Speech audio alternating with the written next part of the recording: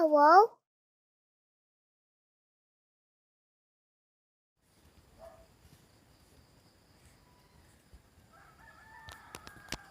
Hello, good morning. Tati San Jose Garbes from San Jose del Monte City, Philippines. Ayan, medyo malinis na ang paligid. Sinimulan ko yan dito kahapon ng paglinis. Ayan, ayun. Ayan ang mga naipong kong damo. Ayan, kailangan tiyaga-tiyaga lang sa buhay. Ayun, damo lang ng damo para malibang. Dahil hindi lumalabas, kailangan linibangin ang sarili. Ayan, hindi para kaawaan ng iba, kung hindi para maging matatag, strong, may tiwala pa din sa sarili. Ayan, katulad ng papaya na yan na, ayan, pataas ng pataas at pamunga ng pamunga. Ganyan lang ang buhay ng tao. Pag madaming bunga, babatuhin ka. At pag wala kang bunga, ay nako, hindi ka papansinin kahit madaanan ka pa. Kahit relatives and friends, ayan, makikriticize ka. At hindi nila isipin kung ano yung mga bagay na pinagdadaanan mo sa buhay.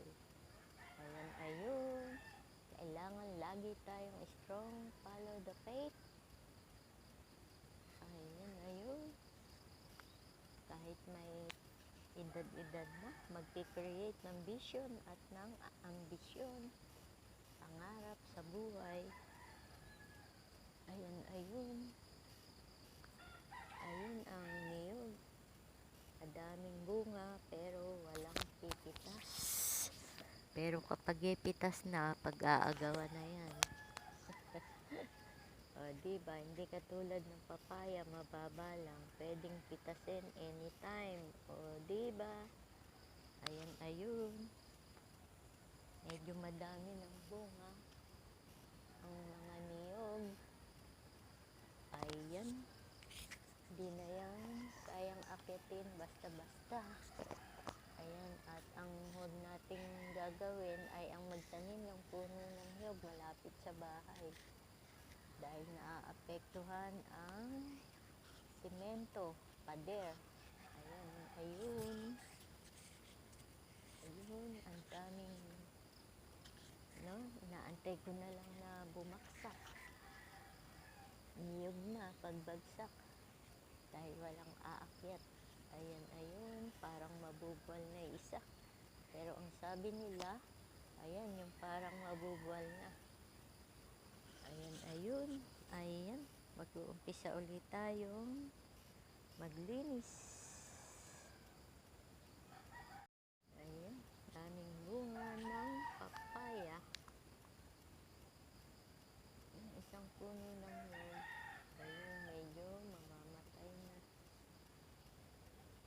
Ayun, wala na siyang bunga. Pero yung iba, napakaraming bunga. At sayang yung buko, ilang aakyat. Sobrang tataas na kasi. Ayan, ayun. Tati San Jose Galvez from San Jose del Monte City, Philippines. Ang kalabang ko pagka ako'y nagdadamo yung mga langgam na maliliit. Napakasakit manganggat. Okay, bye-bye na po. Tati San Jose Galvez from San Jose del Monte City, Philippines. Nagsasabing, ayan, humayo kayo at magpakarami. Ayan, ayun.